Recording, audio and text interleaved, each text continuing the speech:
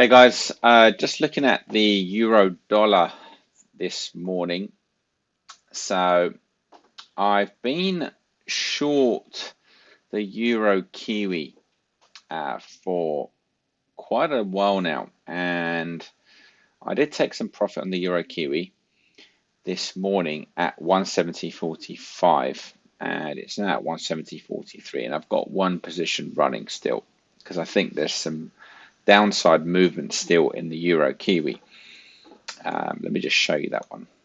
Okay, so this is what it's looking like right now, and in fact, if I just bring in the higher time frames, let me just load that up.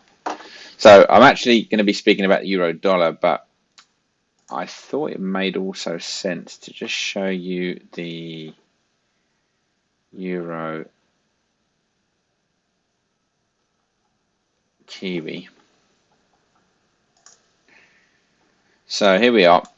And the reason why I'm short is basically one, because I favor kiwi strength, but also the euro's basically being hovering around 110 and being quite bearish against the dollar. So it made sense to play kiwi strength against the euro, okay, which has paid me quite nicely. And I'm still going to hold a position because I am going to look for a pullback to get in again on the position I've just closed, but I want to leave one to run, and I've got a target at 168.50, which is basically the bottom of this triangle. So the reason I like to keep a position on is because sometimes, you know, you have good intentions to sort of jump back in at a better price, and you end up missing that trade. So you know, I've learned from experience that it's always better to leave something on the table. So even if it means seeing a bit of a pullback, which is probably going to happen now. But the point is, I actually want to speak about the euro dollar. And if I just go back to the euro dollar, in fact, it's got a little bit of bearish press. So if I just kind of bring in what FX Street is saying today.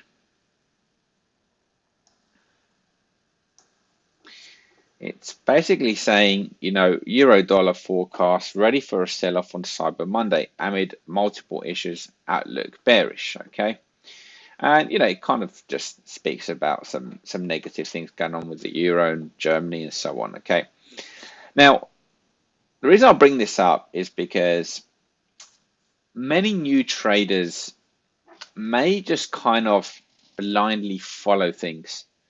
And, you know, if you sell, for example, the euro dollar based on a news article like this, you're really playing on chance. There's no real edge that you've got.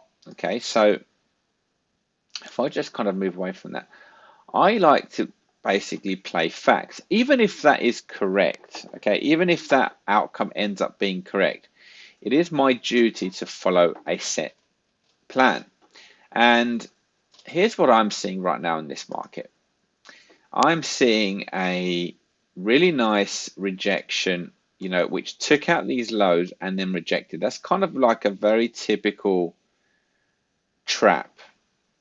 And I'm also liking the fact that my stochastic is now just gone past the oversold, past the -20 and in positive territory. And there is also a bit of divergence here, okay, on this indicator.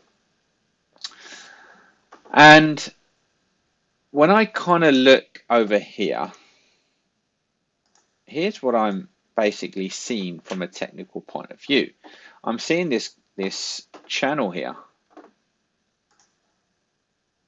That was, whoops, sorry about that. Let me clear that and make this. So I'm seeing this channel that's going like this, from resistance to support to resistance to support, resistance to support, and then bang, big breakout of that channel.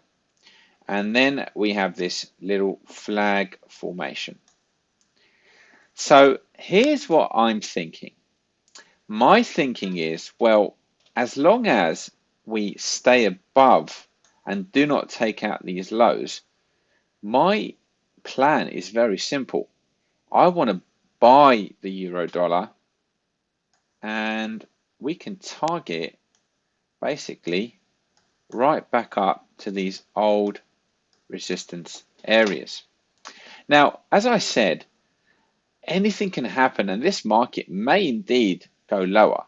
But what I do understand is if I'm not following a set of rules with a set plan, then I've got nothing. I'm relying on journalism basically to make a living, which is just simply not going to happen.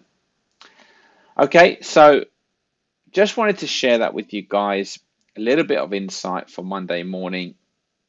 I'll keep an eye out on the markets and I'll share with you more trading ideas as the week develops. Have a great day, guys. All the best. Take care.